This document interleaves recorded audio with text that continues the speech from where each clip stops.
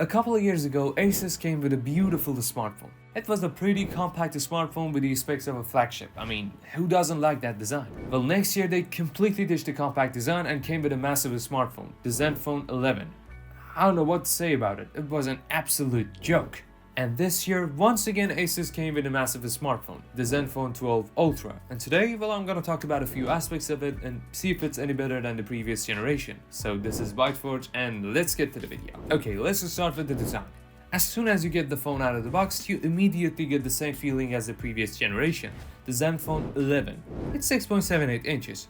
It's a pretty big phone. On the right side, we got the power button and the volume rockers. The left side is empty and at the top, well, we got a microphone. But at the bottom, aside from the Type-C port and the SIM card tray, ladies and gentlemen, headphone jack. Something which is rare nowadays on a smartphone. The frame of the phone is aluminum, better than plastic, but I was hoping to see titanium because it's becoming a trend nowadays on the smartphones, but it's good. The back is obviously made of glass, and thankfully it got a matte finish, which is, you know me, my favorite. And you know what, the good thing is that the edges are smooth, so it kind of blends to the frame, so it's more comfortable to hold. On top of the back glass, we get a triple camera setup on a massive camera bump. Other than that, it's now lighter at 220 grams. Believe it or not, 220 grams isn't light. We're seeing phones getting slimmer and lighter nowadays, but this one, nah. And as for the water and dust resistance, we got the IP68. Pretty okay. No IP69, but I mean, who cares? You don't want to put your phone in boiling water. And it comes in 3 colors, ebony black, sage green, which is my favorite so far, and sakura white, which is pink. Okay, now as for the display, the package is quite good. Like I said, we got a 6.8 inch Full HD Plus display, which is flexible OLED made by Samsung, and it's protected by Gorilla Glass Victus 2. And also we got the LTPO, variable refresh rate from 1 to 120 Hz, battery saving stuff. But the display supports up to 144 Hz, only if you're on game mode on certain games. But it's lower than the ROG Phone 9 Pro though. I mean, that thing is 185 Hz. My monitor is only on 60. Damn.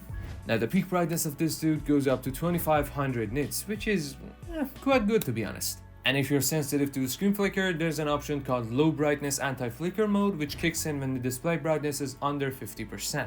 And apart from the flicker, there's a problem with this phone's display, and it's the color accuracy and the HDR. Let me explain it to you. The thing is that this phone got color profiles, and you can change to different modes. And even if you set it to natural, it's still saturated, which is annoying. I mean, if I wanted to use the natural mode, it has to be balanced, not too saturated, not too pale. And for the HDR, well, when you play the HDR videos, you'd expect your phone to go up to 2500 nits of brightness, right? Well, the thing is that not only it doesn't bright up the display, it dims it and the whole video becomes a dark saturated scene. But overall, well, the display is quite good. Not the slimmest, not the brightest, but it's good. Now for the cameras, although this phone is a flagship, it's not a flagship for cameras. The hardware is the same as the previous generation, a common thing with 2025's smartphones.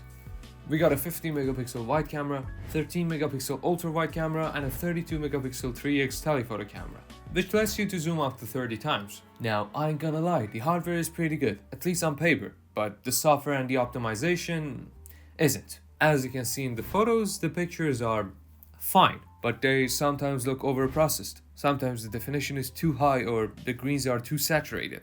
Like see the clouds here for example, they don't look that real. It somehow looks like if AI made the picture. And the other thing is the color shift and the difference in tones between the lenses. Like you take a picture on a wide lens and it has a nice tone, but the 3x telephoto just loses that nice tone. And as for the videos, well, we got 8K 24 FPS. And 4K 60 FPS obviously. Well, overall the camera package is not what you expect from a flagship smartphone. So if your main concern of buying this phone or even upgrading from the previous generation is the camera, please just don't waste your money. Now as for the battery, the Zenfone 12 Ultra doesn't have the biggest or one of the biggest batteries in the market. Like we've seen 6000 mAh batteries on smartphones like Oppo and OnePlus or even on mid-range devices, but this dude got a 55,000 mAh battery. Though the battery performance is amazing. For like doing some heavy stuff like doing a bunch of games or I don't know, streaming some videos, this phone can easily last you a full day and also remain a third of its charge. Though if you're a lighter user like scrolling through social media, taking a bunch of pictures or talking to your friends, you could easily use your phone more than a day. And if it runs out of juice, you could easily charge your phone from 0 to 100 for like 40 minutes. Because it supports up to 65 watts of fast charging and 15 watts of wireless. But there's one thing, the charger is not in the box. What the hell? Now, one of the only changes in terms of the hardware in the Zenfone 12 Ultra is the processor. It got the Snapdragon 8 Elite chipset. Now combine it with 16GB of RAM and you'll get one of the best experiences on an Android smartphone. The UI and the OS runs silky smooth, everything works flawless. Games could run at the highest graphics possible without any issues at 60 FPS. Boom. Like you can play the Genshin Impact or the Call of Duty Warzone Mobile without a noticeable frame drop at max graphics. Now the display is responsive too, so the games run pretty nice. And the good news is that you can play for hours on this phone and it only gets warm. Not that much hot to feel the burns, which is a common case for flagships using the Snapdragon 8 Elite. Okay, now apart from the performance, I gotta talk about the software and AI. Well, we got the Zen UI, and it's just a little bit more customized than the stock Android that you see on the Pixel phones.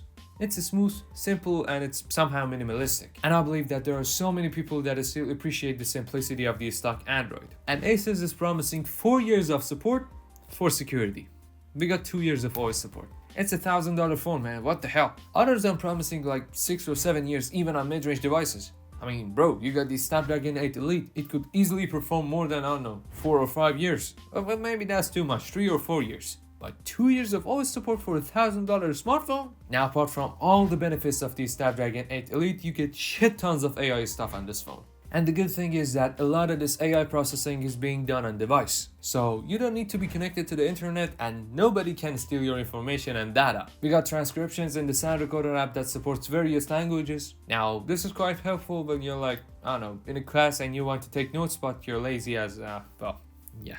We got summarization in Google Chrome and it takes a few seconds to summarize the whole page so you can read it faster, and it works on documents too. And as for usual, you get the circle to search and Gemini and all the same stuff that every other flagship smartphone in 2025 gets. And overall, the software of this phone, minus the support, thanks to the on-device AI processing, is quite respectable. And as for the storage, we got 512 gigs with UFS 4.0, which is not so fast, but yeah. And 16GB of RAM, which is a nice combination with the Snapdragon 8 Elite, and it comes at $1,100 in Euro. So I talked about everything that worth talking about the Zenfone 12 Ultra. Is it a good phone? Yes, but is it worth paying over $1,000? Well, nah. Well, what about the alternatives? Well, you got the Pixel 9 and the Pixel 9 Pro, the Galaxy S25 and the S25 Plus, or the OnePlus 13. Well, these are all great devices with either the same or even less amount of price. And they definitely are better options than this. And that's it, Jesus Christ. Thanks for watching. This is MindForge and see you in the next one.